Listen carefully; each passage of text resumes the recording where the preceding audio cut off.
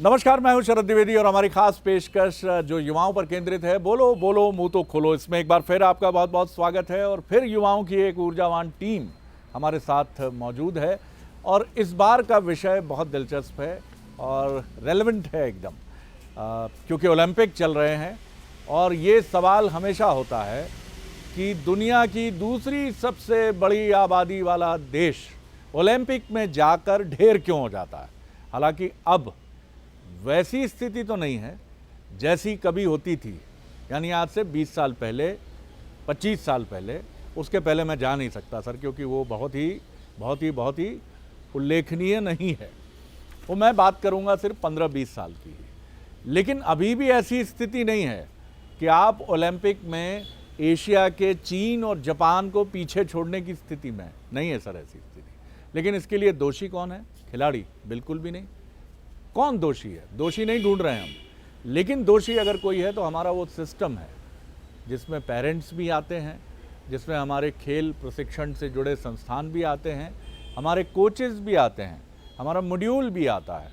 और जिस तरह दूसरे देशों ने, एशिया के देशों ने, जापान ने, चीन ने, ऑस्ट्रेलिया ने, अमेरिका ने, रशिया ने जिस तरह का एक ट्रेनिंग मॉड्यूल और जिस तरह की खेलों को एक इज्जत दी है, क्या हमने दी है? ये बड़ा सवाल है। सबसे बड़ा दल गया है इस बार, 120 सदस्यीय दल है। और जितना मैं अपनी मेमोरी पर जोर डाल पा रहा हूँ, अब तक 1900 में पहली बार हमारे यहाँ से खिलाड़ी जो गई थी ओलंपिक में, तब से लेकर अब तक सिर्फ 28 मेडल हैं सर हमारे पास।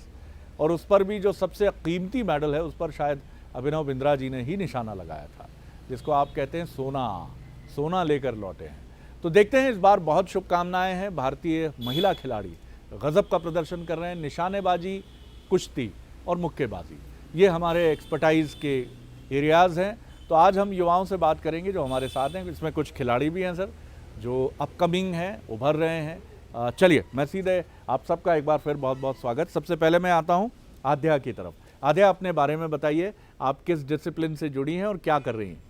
मैं अभी राइट नाउ 11th स्टैंडर्ड में हूँ। मैं एक स्पोर्ट्स पर्सन भी हूँ। मेरे स्पोर्ट्स का नाम है ट्रायथलॉन और ये 3 गेम्स का कॉम्बिनेशन है जिसमें स्विमिंग, साइकिलिंग और रनिंग होती है। और ये ओलंपिक इवेंट भी है।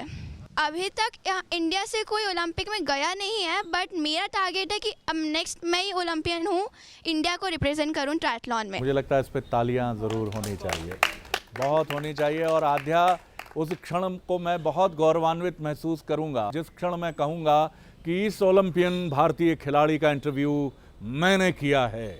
और मैं गौरवान्वित हूं कि वो मेरे साथ, मेरे समक्ष बैठी थी और अब वो पदक लेकर भी आई है। बहुत बहुत शुभकामनाएं। और जिस अंदाज में आपने अपना इंट्रोडक्शन दिया, कमाल है। बहुत बहुत शुभकामनाएं आपको जी। संजना।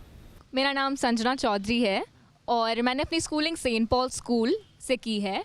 आई want to pursue media and communication studies. मैं एक फ्रीलांस राइटर हूँ और साथ ही में एक पोएट भी हूँ।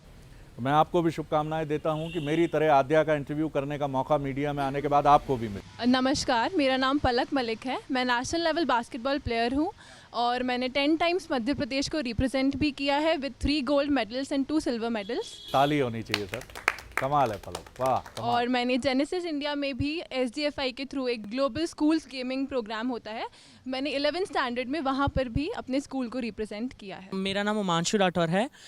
मैं सिस्टर कॉलेज से अभी बीटेक परस्यू कर रहा हूँ CS ब्रांच में, फर्स्ट ईयर।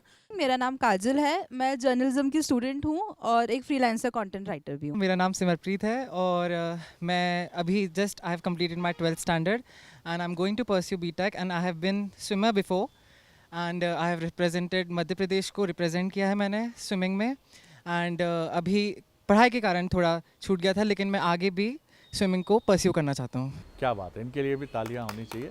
और सबसे खूबसूरत बात जो मैंने खिलाड़ियों में देखी कि वो कितने इनोसेंट होते हैं।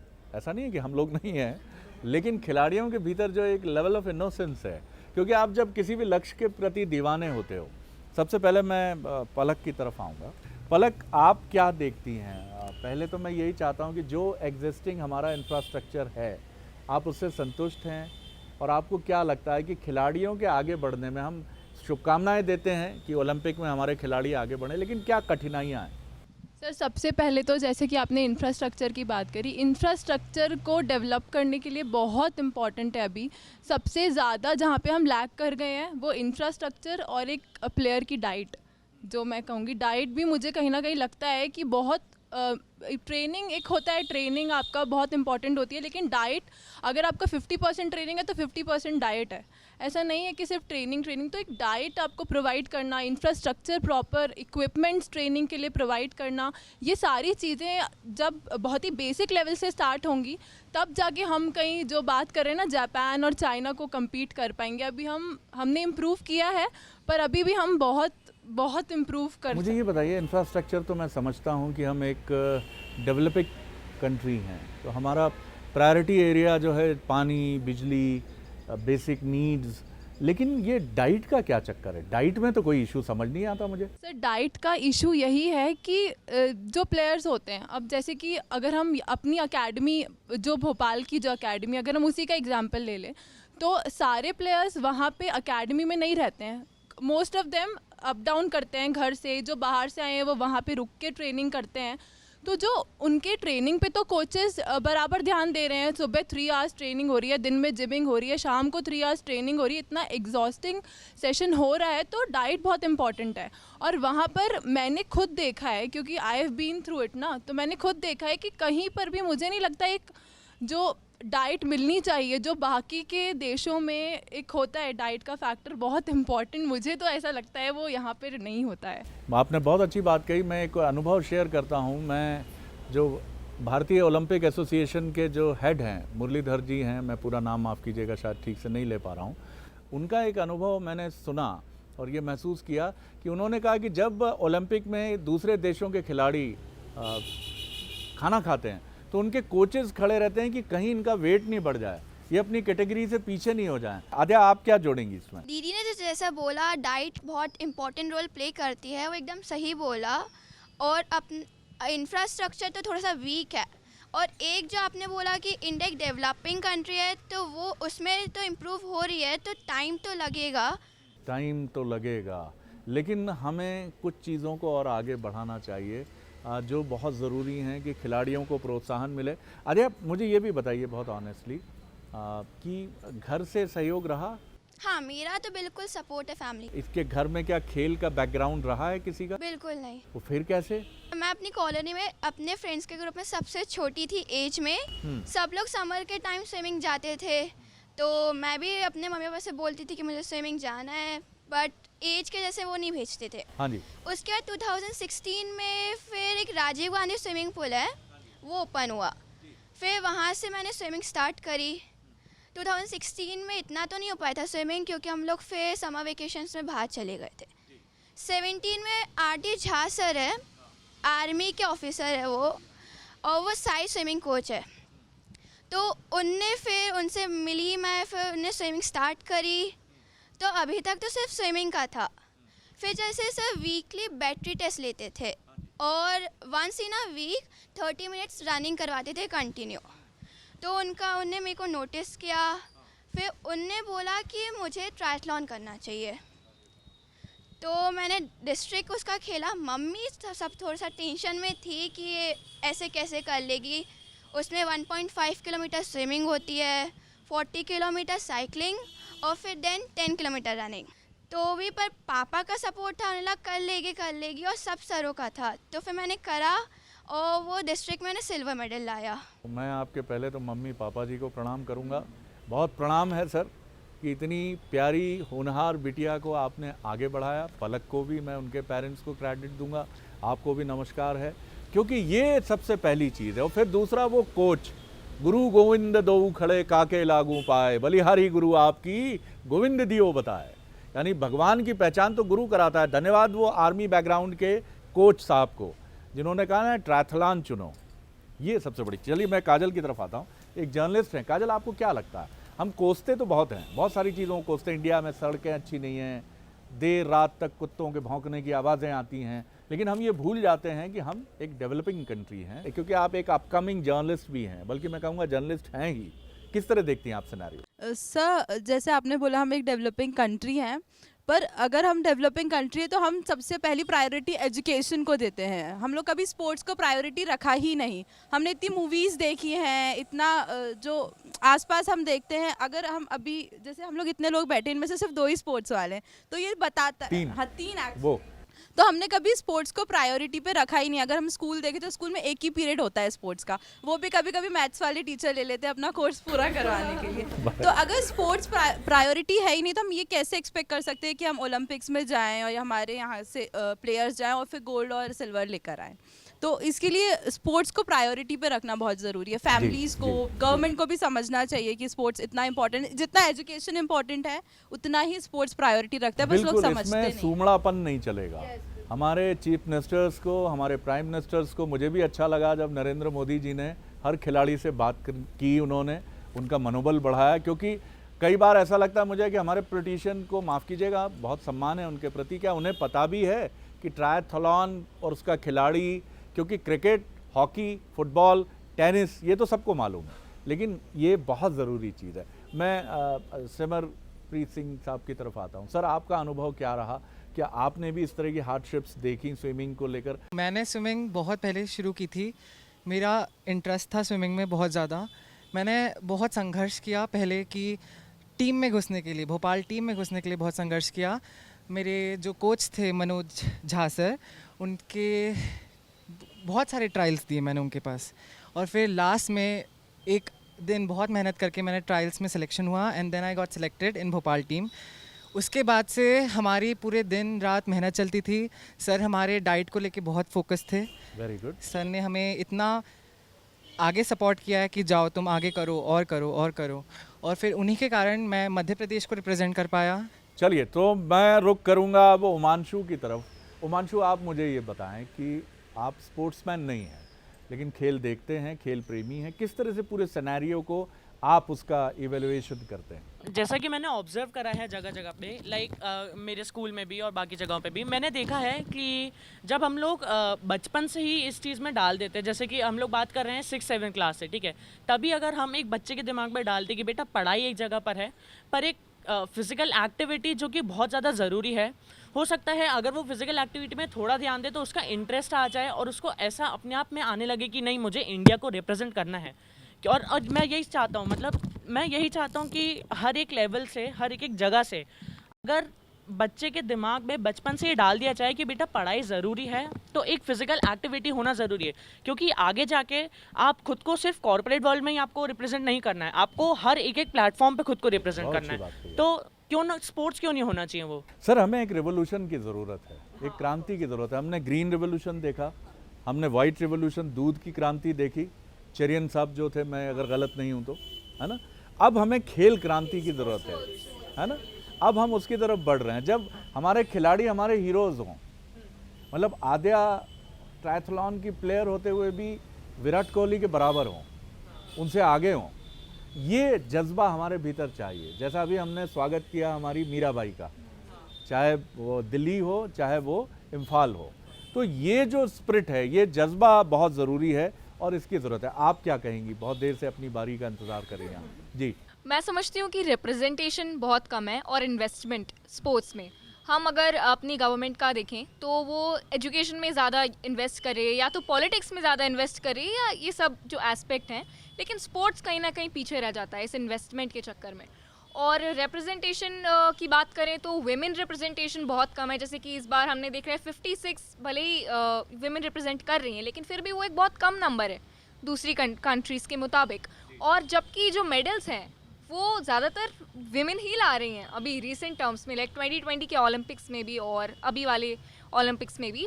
तो ये जो इन्वेस्टमेंट है स्पोर्ट्स के लिए, ये कहीं ना कहीं लैक हो रहा है हमारे सिस्टम में। और हम समझते हैं कि एजुकेशन में भी और वो इन्वेस्टमेंट होना चाहिए गवर्नमेंट की तरफ से। लेकिन एक चीज़ तो मैं ज़रूर देख रहा हूँ जो आपसे शेयर कर लूँगा। यहाँ हम लोग अल्पमत में हैं। मैं हूँ, उमांशु हैं, सिमरप्रीत हैं, 3 पुरुष हैं हम, और 4 जो हैं वो प्यारी सी बच्चियाँ हैं, बिटियाँ हैं, लड़कियाँ हैं। और हम लोग थोड़े कच्चे कमज़ोर पड़ रहे हैं। आप देख रहे हैं ना, इन्होंने कितनी संजना ने कितनी ताकत से जवाब दिया। 11th में 12th में आप? 12th स्टैंडर्ड हो गया है मेरा। 12th स्टैंडर्ड हो गया है, लेकिन बात ऐसे कर रही थी जैसे कोई जर्नलिस्ट हैं किसी स्पोर्ट्स चैनल की और अपनी राय रख रही हैं। तो ये बताता है कि आने वाला समय पलक का है, संजना का है, आद्या तो हम कह ही चुके हैं, घोषणा कर ही चुके हैं, आद्या आगे बढ़ेंगी और हमारे साथ जो काजल हैं उनका है। तो महिलाएं भारत में अपनी हिस्सेदारी बहुत तेज़ी से न सिर्फ ले रही हैं, क्योंकि लेना ही पड़ता है, आप मांग कर कुछ नहीं मिलता दुनिया में। पलक, मैं फिर आपकी तरफ आता हूँ, मुझे ये समझाइए कि हमने ये भी सुना कि कई बार, जैसे एक इंटरव्यू मैंने एक नामचीन खिलाड़ी का किया, नाम नहीं बताऊंगा उनका, उन्होंने कहा कि हमको कई बार चारपाई जो होती है, खटिया जिसको हम कहते हैं, वो खड़ी करके, फीमेल हैं हम तो हमें नहाने के लिए वैसी व्यवस्था हुई। हम जब किसी नेशनल लेवल के स्पोर्ट्स टूर्नामेंट के लिए गए तो धर्मशाला में रुकवा दिया गया, जहाँ मच्छर थे, छोटे से अंधेरे कमरे में चूहे घूम रहे थे। अब ये सब तो बदलना चाहिए, दुख भरी कहानियाँ कब तक? जी सर, अगर मैं 2 टाइप के नेशनल्स की बात करूं, एक होता है ओपन्स, एक होता है हमारा SDFI या जो गवर्नमेंट करवाती है। जो ओपन्स होता है वो वहाँ की जो व्यवस्थाएं हैं वो काफ़ी अच्छी हैं, मतलब एवरीथिंग इज़ नाइस, सब कुछ बढ़िया है, आपका डाइट, आपका स्टे, आपका शेड्यूल, जिम, मतलब जहाँ एवरीथिंग, आपको वर्कआउट करने के लिए कोर्ट मिला है, आपका टूर्नामेंट कोर्ट अलग है, आपका प्रैक्टिस कोर्ट अलग है। लेकिन यहीं अगर मैं SDFI जो गवर्नमेंट करवाती है उसकी बात करूँ, एकदम ऑपोजिट है सर, बिल्कुल बहुत ही बुरी स्थिति है। मैं बिल्कुल एक्सपीरियंस कर चुकी हूँ और बच्चे जाना नहीं चाहते उस तरफ। लेकिन अगर आप कहीं ऊपर जाते हैं किसी नौकरी के लिए या किसी चीज़ में अप्लाई करने के लिए, तो वहाँ पे आपका गवर्नमेंट का जो टूर्नामेंट है उसका मेडल मांगा जाता है। This is the very important factor I think. और यहाँ पे हम स्कूल्स में रुकवा रहे हैं, धर्मशाला में रुकवा रहे हैं, ये अब आज भी होता है। मैं ये नहीं कह रही हूँ कि ये बहुत समय पहले की बात है, बहुत टाइम भी नहीं हो गया है। अभी यूनिवर्सिटीज़ देख लीजिए, SDFIs देख लीजिए, हर जगह यही हाल है। बताइए सर। और फिर आप कहते हैं कि दुनिया की दूसरी सबसे बड़ी आबादी, 135 करोड़ से अधिक की आबादी वाला मुल्क जब ओलंपिक में जाता है तो मेडल क्यों नहीं ला पाता? आपने कभी पूछा अमेरिकन खिलाड़ी से किस लेवल की सुविधा है? जापानीज़ या चाइनीज़ प्लेयर से आपने पूछा कि उनका लेवल किस लेवल पे है? वो हमारे ये खिलाड़ी अगर इन चुनौतियों के बाद बेहतर प्रदर्शन कर रहे हैं सर, तो द रियल चैम्पियंस तो ये है। मैं ज़्यादा कोई एग्जेजरेट नहीं कर रहा हूँ। सिमरप्रीत सिंह, मैं आपकी तरफ आता हूँ फिर। सर, आप क्या देखते हैं कि ठीक है, हालात अच्छे नहीं हैं, हमें भी लगता है, हमें भी मालूम भी है, बीइंग एन जर्नलिस्ट मैं भी ये समझता हूँ, लेकिन क्या और होना चाहिए? क्या नज़रिया बदलें हम? अभी भी खिलाड़ी को मैं देखता हूँ कि ना पेरेंट्स अच्छी निगाह से देखते हैं, ना समाज देखता है। और वो भी क्रिकेट के अलावा अगर आपने खेला, आज भी सारी एकेडमीज़ क्रिकेट की है। जी, बहुत सारे ऐसे स्पोर्ट्स हैं जो अभी आगे उभर के नहीं आए हैं, जिसमें पार्टिसिपेशन कम है और हम उस पर ज़्यादा फोकस कर सकते हैं, क्योंकि अगर हम उन स्पोर्ट्स पे ज़्यादा फोकस करेंगे तो एटलीस्ट बहुत सारे लोग पार्टिसिपेट करेंगे। अब उसकी हम लोग जैसे पब्लिसिटी नहीं करते हैं उन स्पोर्ट्स की, जैसे क्रिकेट की होती है पब्लिसिटी, उन स्पोर्ट्स की पब्लिसिटी नहीं होती है। मुश्किल से देखा जाता है कि फेंसिंग, जूडो, बहुत कम टूर्नामेंट्स दिखाए जाते हैं, क्रिकेट का टूर्नामेंट्स बहुत सारे दिखाए जाते हैं, तो उसकी पब्लिसिटी कम है, अवेयरनेस कम है। तो अगर हम कुछ मीडिया चैनल्स पे या कुछ स्पोर्ट्स चैनल्स पे इन सब स्पोर्ट्स की पब्लिसिटी बढ़ाएं तो इन सब अगर ये मेरे ख्याल से आपने बहुत गजब बात कही है, क्योंकि अभी भी मैं देख रहा हूँ कि ओलंपिक में हम निशानेबाजी, मुक्केबाजी और रेसलिंग इनमें कन्फाइंड हो रहे हैं, क्रिकेट की तरह। माफ़ कीजिएगा, ये वक्त बताएगा, लेकिन अगर कल हमारे मेडल सिर्फ 3 डिसिप्लिन में आ रहे हैं ओलंपिक में, तो ये बहुत ब्राइट सिनेरियो नहीं है। हमारा इक्वल पार्टिसिपेशन हर खेल में होना चाहिए, चाहे वो स्विमिंग हो, चाहे ट्रायथलॉन हो। एथलीट हमारे यहाँ अभी वैसे नहीं हैं, जैसे PT उषा या मिल्खा सिंह के बाद हम बात करते हैं। तो ये जो चीज़ें हैं, ये आद्या की तरफ मैं आऊँगा फिर। आद्या, मुझे ये बताइए,